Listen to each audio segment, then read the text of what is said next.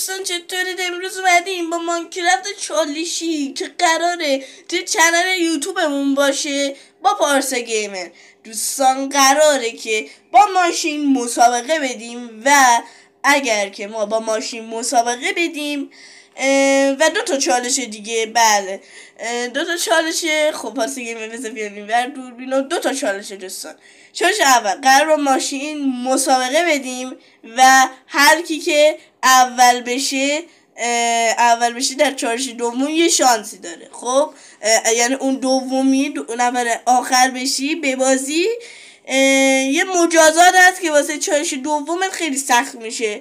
قراره که ما چالش دوم رو با این مجازات شروع کنیم، یعنی اونی که باخته یک مجازات داره، یه قابلیتی که در چالش دوم قرار ازش استفاده بشه. حریفش که برده استفاده میکنه اما اون استفاده نمیکنه دیگه. بله خیلی هم عالی، استفاده نمیکنه دوستان. این چالش خیلی خوبی هستش، چالش خیلی خوبی هستش و اینکه قرار بریم که تستش کنیم 2 تا چالشه که و اونی هم که در چالش دوم ببازه باید الماس های زیادی به اون یکی بده دیگه. مجازات سختی برم دیگه تو ماینکرافت. الماس ببین، الماس رو واسه خود دیگه نداریم، چیز بسازی بری به اون یکی خونه هستی. و دوستان لطفا اگه از این ویدیو خوشتون اومد ویدیو رو لایک کنید، سابسکرایب کنید و زنگوله کنارم فعال کنید. بریم سراغ ویدیو. لیتس گو. خب دوستان اومدیم که بهتره کنیم. این ماشین منه، اینم ماشین پارسا. خب قراره تا اونجا ما یک مسابقه بذاریم و مجازات هم داره حتی.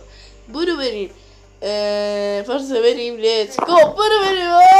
نه وای، پارسا برنده شد، نفر دوم شد. حالا مجازاتش چیه؟ بریم واسه خب دوستان بله الان مجازات اینه که حالا پارسا گیمر مجازات اینه که ما با هم بجنگیم. من شمشیر آیرونی و زمانی میتونم وردارم پارسا رو بزنم که در واقع از سپر استفاده نکنم. پارسا میتونه از هر 2 تاش استفاده کنه اما من هر بار باید از یکیش استفاده کنم. مثلا الان من میخوام فقط از سپر شروع کنم. پارسا گیمر شروع کن زدن. فقط از سپر. من نمیزنم، تو داری منو میزنی. الان فقط الان من دیگه از سپر استفاده نمی کنم. سپرم باید بزنم اینجا. خب الان باید از این استفاده کنم. یا خدا.